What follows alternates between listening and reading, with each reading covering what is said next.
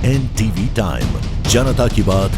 अहमदाबाद ग्रामीण इलाके मोड़ासर में हत्या के आरोपी को कुछ ही घंटों में चांगोदर पुलिस ने पकड़ लिया। चांगोदर पुलिस थाना इलाके के मोड़ासर में एक ही परिवार के दो सदस्यों के बीच आपसी झड़प हो गई, जिसमें एक की मौत हो गई और 3 अन्य को इलाज के लिए अस्पताल ले जाया गया, जहां एक भाई ने दूसरे भाई की लाठी मारकर हत्या कर दी, जिसके बाद स्थिति पर काबू पाया गया और पुलिस ने मामला दर्ज किया। इस घटना में हत्या का मामला दर्ज कर आगे की कार्रवाई की गई। एक ही परिवार में मुखिया भिड़ने से गांव में मातम का माहौल है। पूरी घटना में अधड़ की मौके पर ही मौत हो गई और पुलिस आगे की जांच कर रही है। पिटाई इतनी बढ़ गई कि धारदार हथियार से उसकी हत्या कर दी गई थी। शव को सरकारी अस्पताल में पीएम के लिए भेजा गया था। बावला अब चांगोदर पुलिस ने कुछ ही घंटों में महिला समेत 5 अन्य आरोपियों को पकड़ लिया है और आगे की कार्रवाई कर रही है। एनटीवी टाइम के लिए गुजरात अहमदाबाद से यज्ञेश गोस्वामी की रिपोर्ट। અમદાવાદ જિલ્લાના ચાંગોદર પોલીસ સ્ટેશન ખાતે BNS કલમ 103(1) અન્ય કલમો તથા GP એક્ટ 135 મુજબ એક ગુનો નોંધવામાં આવેલો છે। આમાં જાણ થયેલ કે 24 તારીખે સવારે 8:01 વાગ્યાના સુમારે મોડાસર ગામના રાવળવાસમાં રિક્ષા મૂકવાની બાબતમાં 2 આરોપી અને ફરિયાદીની રિક્ષા એકબીજાને અડી ગયેલી અને એમાંથી બોલાચાલી થઈ ગયેલી અને બંને પક્ષે બોલાચાલી ખૂબ વધી ગયેલી। આ દરમિયાન જે આરોપી છે વિષ્ણુભાઈ વગેરે એમના તરફથી ઉપરાણો લઈને અન્ય 6-7 જણ પણ ધસી આવેલા અને ફરિયાદી તથા સાહેબ જે મરણ જનાર છે એમના તથા એમના કુટુંબીજનો પર હુમલો કરવામાં આવેલો। મુખ્યત્વે આ હુમલામાં લોખંડની પાઇપ, મોટા દંડા, લાકડી અને આની સાથે સાથે છરી વાપરવાની પણ વિગતો સામે આવેલી છે।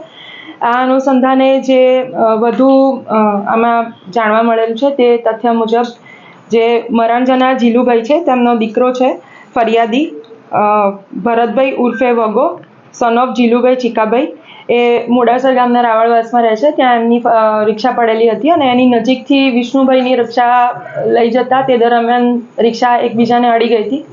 આ બાબતે જે ઝઘડો થયો હતો એમાં આરોપી વિષ્ણુનું ઉપરાણું લઈને રેશમબેન, પછી ધમાભાઈ, ગોવિંદભાઈ, એમની સાથેના અનેક બીજા વિક્રમભાઈ, ધમાભાઈ વગેરે ધસી આવેલા હતા અને આ દરમિયાન જે ઝપાઝપી થઈ તેમાં જીલુભાઈ જે છે મરણ જનાર, જે ફરિયાદીના પિતા છે, તેઓ 65 વર્ષની ઉંમરના હતા અને તેઓને ખાસું એવું વાગી ગયેલું। એ ઝપાઝપી જે થઈ એમાં આરોપી પક્ષના લોકોએ છરીના અમુક ફેટલ ઘા કરેલા, જેને કારણે મરણ જનારનું સ્ટેબિંગ અને વધારે પડતા બ્લીડિંગના કારણે મૃત્યુ થયું હોવાનું પ્રાથમિક દ્રષ્ટિએ જાણવા મળેલું છે।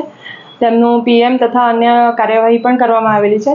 નોંધનીય બાબત છે કે ચાંગોદર પોલીસ સ્ટેશનના સ્ટાફ તથા અન્ય ટીમ તાત્કાલિક લગાડવામાં આવેલી હતી અને જિલ્લા પોલીસને ગણતરીના કલાકોમાં આ તમામ આરોપીઓને જબે કરવામાં સફળતા મળેલી છે। તેઓએ છુપાવવાનો ટ્રાય કર્યો હતો નજીકના વિસ્તારમાં, ઘરમાં એ બાજુ, પરંતુ એમને પકડી પાડવામાં આવેલા છે।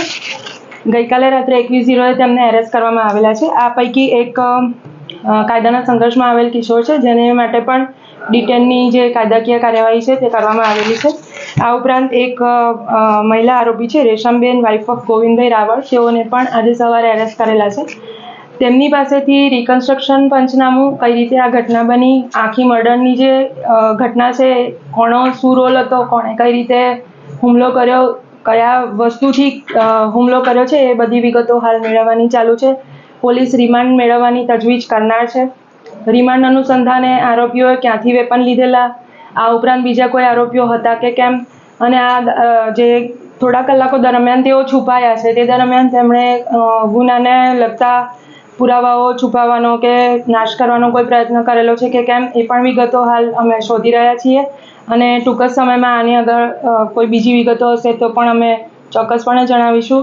એકંદરે જોવા જઈએ તો આમાં રાવળવાસમાં અંદરનો બોલાચાલીનો ઝઘડો છે, જેણે થોડું વધારે ઉગ્ર સ્વરૂપ લેવાના કારણે જે 65 વર્ષના ઉંમરવાળા જે જીલુભાઈ કરીને અંકલ છે એમની ડેથ થઈ છે। પણ આ એક આ બાબતે પોલીસે ગંભીરતાપૂર્વક અને ત્વરિત પગલાં લીધેલા છે, જે એક મહત્વની બાબત છે। અને હાલમાં અહીંયા રાવળવાસમાં પણ લો એન્ડ ઓર્ડરની કોઈ સિચ્યુએશન નથી। પોલીસની આ જગ્યાએ અત્યારે સતત પેટ્રોલિંગ અને ત્યાં આગળ અમે ગાર્ડ પણ લગાડેલી છે, એટલે વિસ્તારમાં એવું કોઈ ઘટના નથી। ઝડપથી ગુનાની તપાસ આગળ વધારી અને ચાર્જશીટ કરવા માટે પોલીસ કટિબદ્ધ છે। અચ્છા મેડમ, આજે જેનું મર્ડર થયું જે આરોપી છે એક જ પરિવારના છે, ફક્ત રિક્ષાનું જ પાર્કિંગની જ બબાલ હતી કે અગાઉથી કોઈ ઝઘડો ચાલતો આવતો હતો? રિમાન્ડનો આ એક પણ મુદ્દો છે કે આ લોકોને અન્ય કોઈ બીજા જમીનના કે બીજા કોઈ પ્રોપર્ટીના ઝઘડા હોય કે પોતાની પુશ્તૈની, કારણ કે 3 પેઢી આગળ એ સંબંધી જ થાય છે બંને, અને બધા નજીક નજીક જ રહેતા હતા. તો આ બાબતની પણ કોઈ જૂની અદાવત હોય તો એ બાબતે વધુ પૂછપરછ કરવાની ફરિયાદી તથા આરોપી પાસેથી વધુ વિગત મેળવવાની હાલ ચાલુમાં છે. અને ખાસ કરીને આરોપીને આના એમને કોઈ વસ્તુનું જૂની વાતનું મનદુખ કે ખુન્નસ છે કે કેમ આરોપી આવું કેમ કર્યું તેની વિગતો મેળવવા માટે પણ રિમાન્ડ દરમિયાન તજવીજ કરવામાં આવશે.